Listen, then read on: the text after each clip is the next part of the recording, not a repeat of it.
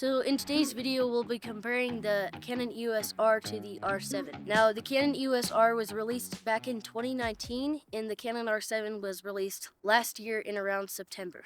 So I'm going to do a spec rundown of the Canon EOS R, and then I'll do the R7. So the Canon EOS R has 4K up to 30 frames per second in all-eye, IPB, and compressed IPB.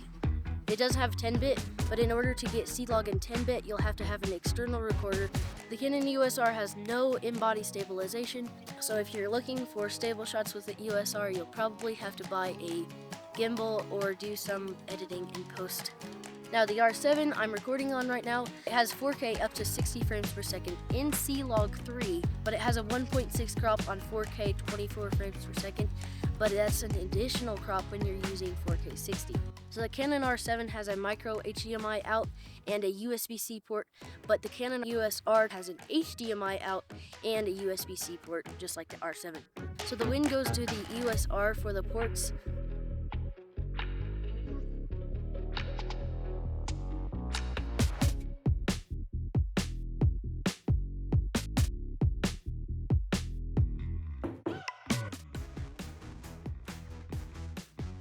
So then let's talk about the physical layout on the outside of the Canon EOS R and R7.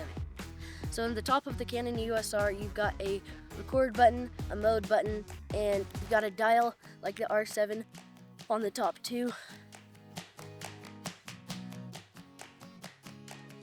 The menu buttons on the front face of the camera are the same. You've got the menu button on the side.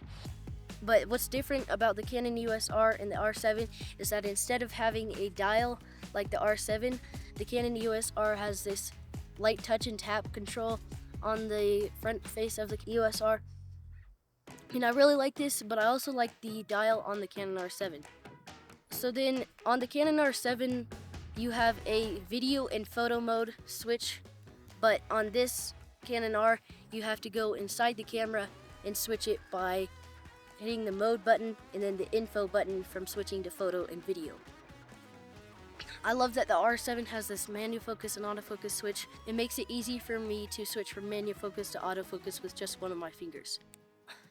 On the grip of the camera, you will find this compartment for the SD cards. The Canon EOS R takes one SD card, whereas the Canon EOS R7 takes two. The Canon EOS R and R7 both have this flip out screen, so you can vlog and it'll be easier to get the shot that you want and get your focused. Now the Canon EOS R has a 30 megapixel sensor and the Canon EOS R7 has a 32 megapixel sensor.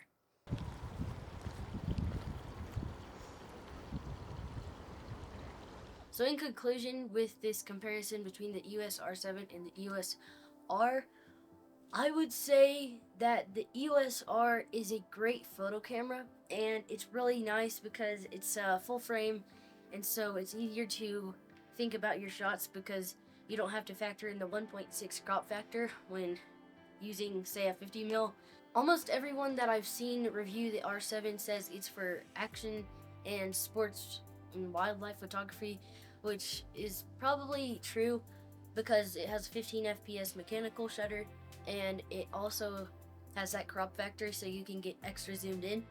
But the reason I bought the R7 initially is because it has 4K 60, and I bought it because it has C-Log 3 in 10-bit and you don't have to have an external recorder.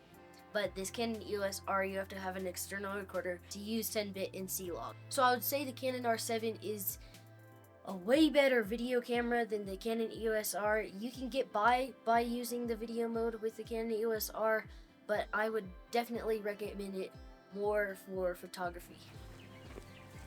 And the R7 is great all around.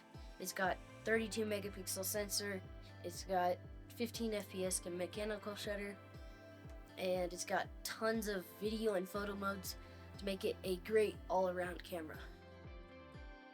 Thank you for watching, everyone, and I'll see you in the next video.